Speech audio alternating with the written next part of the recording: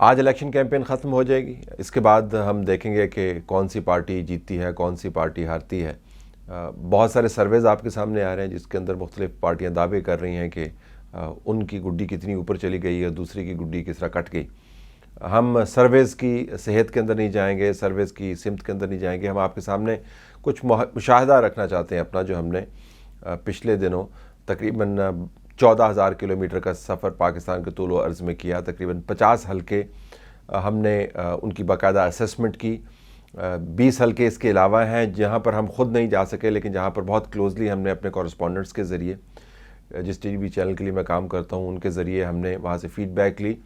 ہم نے درجنوں لیڈران سے باتیں کی، درجنوں ہم نے ریلیز کو آبزرو کیا، سینکڑوں لوگوں کے ساتھ ہماری انگیجمنٹ رہی جس کے اندر پبلک اوپینین بھی شامل ہے۔ تو میں آپ کو بتا سکتا ہوں کہ ہمارے پاس ایک فیئر سیمپل موجود ہے بہت ساری باتوں کا جواب دینے کے لیے، تجزیہ کرنے کے لیے، جو آپ کو ہر پلیٹ فارم سے اب سنائی دیں گی۔ تو اس میں سے ایک کو میں آج ٹیک اپ کر رہا ہوں جس کو آپ پی ٹی آئی کی لہر کہہ سکتے ہیں، کہ پی ٹی آئی کی ایک لہر آئے گی اور جھنڈا ایسا لہرائے گا کہ سب ششدر رہ جائیں گے۔ اچھا، لہر کو ماپنے کے لیے آپ کو مختلف ایونٹس کو دیکھنا ہوگا کہ اگر لہر ہے تو وہ کہاں پر آپ کو موجیں مارتی ہوئی نظر آ رہی ہے۔ جب عمران خان کی گرفتاری ہوئی تو کہیں پر آپ کو وہ لہر موجیں مارتی ہوئی نظر آئی۔ میں 9 مئی کے واقعات کو بیچ میں نہیں لا رہا، 9 مئی کے بعد کی بات کر رہا ہوں، تو وہ آپ کو کہیں پر کوئی بہت بڑی لہر نظر نہیں آئی، بلکہ آپ کو چھوٹے چھوٹے جو ہے نا وہ پانی کے اندر جب آپ کنکر پھینکتے ہیں تو جو دائرے بنتے ہوئے نظر آتے ہیں، وہ دائرے بھی آپ کو نظر نہیں آئے، مکمل طور پر آپ کو خاموشی نظر آئی۔ پھر جب ان کو سزا ہوئی تو آپ کو کہیں پر لہر نظر آئی، ہم نے تو کہیں پر آبزرو نہیں کیا، ہر جگہ پر ہم گھومتے بھی ہیں۔ اگر آپ کو کہیں پر کوئی بہت بڑی لہر یا کوئی رد عمل نظر آیا ہو تو ہمیں ضرور بتائیے گا، اس کی ویڈیوز بھیجیے گا۔ ہماری نظر میں وہ لہر بہرحال نہیں آئی۔ اس کے بعد جب ان کو سزا ہوئی اور دوسرے مقدمات کے اندر ان کی ڈسکوالیفیکیشن ہوئی تو آپ کو کہیں پر لہر نظر نہیں آئی۔ جب ان کو خطرناک مقدمات کے اندر، جس کے اندر سائفر کا مقدمہ ایک ہے، بڑی طویل سزا ہوئی تو آپ کو کہیں پر لہر نظر نہیں آئی۔ جب ان کی شادی ڈیزالو ہو گئی عملاً تو وہاں پر بھی آپ کو لہر نظر نہیں آئی۔ تو سیاسی معاملات سے لے کے، مقدمات سے لے کے، ذاتی معاملات سے لے کر اور گھمیر قسم کے جو فیصلے ہیں ان کے خلاف، جو ان کی سیاست کو تاریک راہوں میں دھکیل سکتے ہیں، وہاں پر آپ کو کہیں لہر نظر نہیں آئی۔ تو اگر آپ کو یہ لہر نظر نہیں آئی تو ہم یہ فیکٹر آؤٹ کر سکتے ہیں کہ جو لوگ ہیں وہ عمران خان کی مصیبت پر یا اس کی منشا پر یا اس کی شے پر جوک در جوک باہر نکلیں گے۔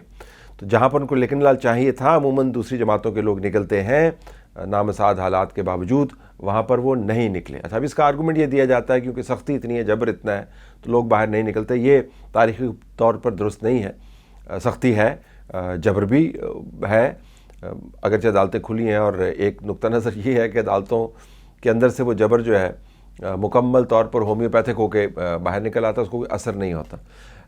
جماعت کے تمام قائدین موجود ہیں جن کو ٹکٹ دیا گیا ہے، اور بڑی کثیر تعداد میں ٹکٹ دیا گیا ہے، ان کی مشکلات آپ کے سامنے آتی رہتی ہیں، لیکن آپ یہ نہیں کہہ سکتے کہ وہ کیمپین نہیں کر رہے، کیونکہ جس طرح میں نے بتایا میں حلقوں کے اندر سے گھوم کے آیا ہوں، مجھے پتہ ہے کیمپین ہو رہی ہے۔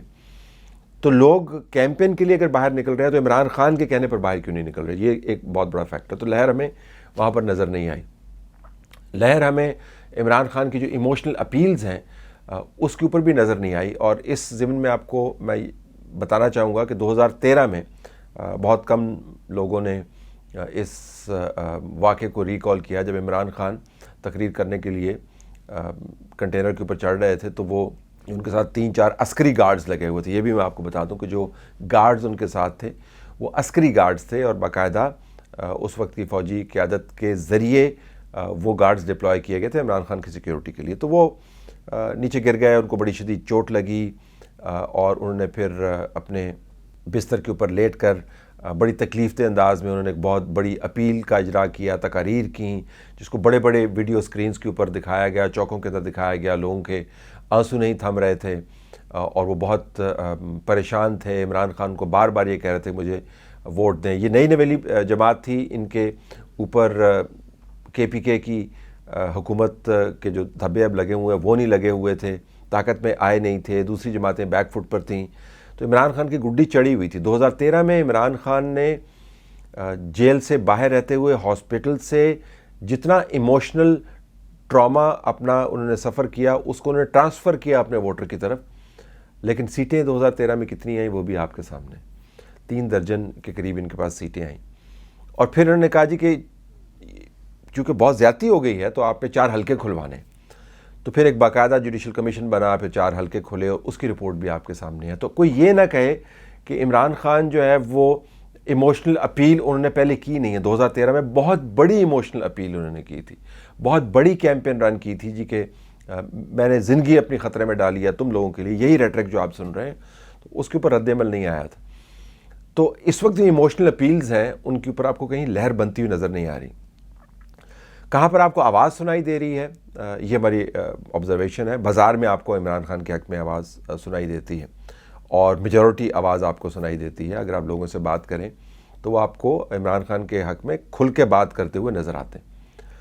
अच्छा, अब ये सुनने में जो है ये आपकी राय को इन्फ्लुएंस कर सकता है, लेकिन बतौर रिपोर्टर जिसका निस्बतन ज़्यादा तजर्बा है दूसरों के जो इतने अरसे से इलेक्शन कवर कर रहा है, मैं आपको बता रहा हूँ कि बाज़ार के अंदर जो आपको आवाज़ सुनाई देती है वो सपोर्टर की आवाज़ है, वो वोटर की आवाज़ नहीं है।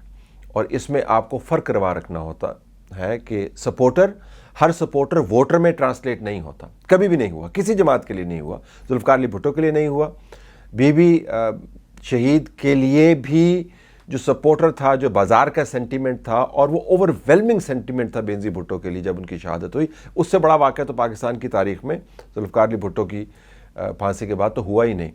वो भी ओवरवेलमिंग को 2/3 मेजॉरिटी नहीं मिल गई थी बेनज़ीर भुट्टो की शहादत के बावजूद। अगरचे उस वक्त आप बाज़ार में जाके किसी से बात करते जो हमने की उस वक्त भी, तो आपको 10 में से 10 लोग जो हैं वो बेनज़ीर भुट्टो के लिए परेशान होते हुए नज़र आते हैं, रोते हुए नज़र आते हैं, उसके लिए दुआ करते हुए नज़र आते हैं और ये कहते हुए नज़र आते हैं कि जी बहुत ज़्यादती हो गई है। मां सवाए इमरान खान के जिन्होंने एक आर्टिकल लिख दिया था और कहा था कि बेनज़ीर भुट्टो की शहादत उनकी अपनी ज़िम्मेदारी है, अपनी गलती की वजह से उनकी शहादत हुई थी। तो 10 आउट ऑफ 10 जो है बेनज़ीर भुट्टो की सपोर्ट में लोग थे, लेकिन जो उनको सीटें मिली वो भी आपके सामने है। तो ये कहना है कि बाज़ार में बज़ बड़ी है, बाज़ार में लोग बात बड़ी कर रहे हैं, हर सपोर्टर वोटर नहीं होता। और ये भी याद रखें हर वोटर सपोर्टर भी नहीं होता।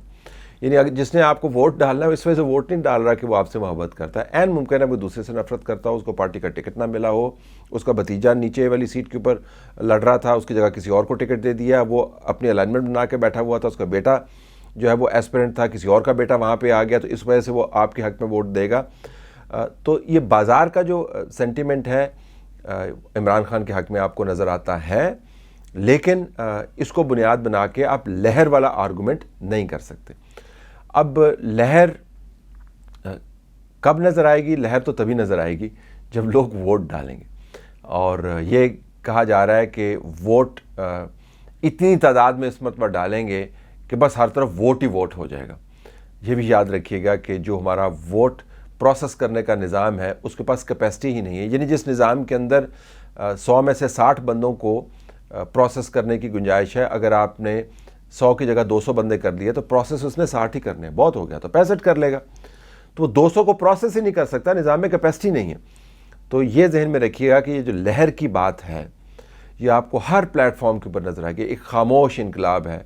अच्छा, ये तो बाय डेफिनेशन कोई इनकलाब खामोश नहीं होता ना, आपको उसको आवाज़ उसकी सुनाई देती है। और इस केस में सिर्फ एक पैमाना जो बनाया गया है वो बाज़ार की आवाज़ है। बाज़ार की आवाज़ जिस तरह मैंने बताया, जो सेंटिमेंट जो है वोट के अंदर ट्रांसलेट नहीं होता। तो इमरान खान की जमात का ख्याल है कि उनके पास एक लहर मौजूद है, अगरचे उस लहर को मैनेज करना, उसको मॉनिटर करना, जिस पार्टी का सेक्रेटेरिएट गैर फ़ाल हो, बासवाई मीटिंग के वो कोई सुपरविजन ना कर रहा हो, जिसकी क़यादत तितर बितर हुई हो, जिसके अंदर कोई बुनियादी कोऑर्डिनेशन नहीं हो, जिन लोगों की कैंपेन आपको नज़र ना आ रही हो। और ये भी मैं आपको बताऊं, जिन हलकों में हम गए वहाँ पर कैंपेन बहुत अप एंड डाउन थी। जहाँ पर मुकामी पीटीआई का रिप्रेजेंटेटिव तगड़ा है, उसने अपना एक निज़ाम बनाया हुआ, वो कैंपेन कर रहा है, लेकिन अमूमी तौर पर पार्टी की कैंपेन आपको नज़र नहीं आ रही। इंडिपेंडेंट्स की कैंपेन नज़र आ रही है, पार्टी की कैंपेन नज़र नहीं आ रही। और अगर इनके पास सिंबल होता और इनकी पार्टी गैर फ़ाल होती तो फिर भी कोऑर्डिनेशन का मसला अपनी जगह पर मौजूद रहता। دوسری جماعتیں جو ہے اپنے سیکریٹریٹ کے ذریعے مرکزی قیادت کے ذریعے کیمپینز کر رہی ہیں. پی ٹی آئی کی نیشن وائڈ آپ کو کیمپین نظر نہیں آتی, ایل کوآرڈینیٹڈ ہے, نان کوآرڈینیٹڈ ہے. یہ بہت سارے فیکٹرز ہیں جو آپ کو ذہن میں رکھنے چاہیے. لیکن جو لوگ آپ کو لہرا کر لہر کی خبریں دے رہے ہیں, میرے خیال میں ان کے تجزیوں کو with a pinch of salt جس طرح انگریزی میں کہتے ہیں, تھوڑے سے شک اور شبے کے ساتھ سنیں.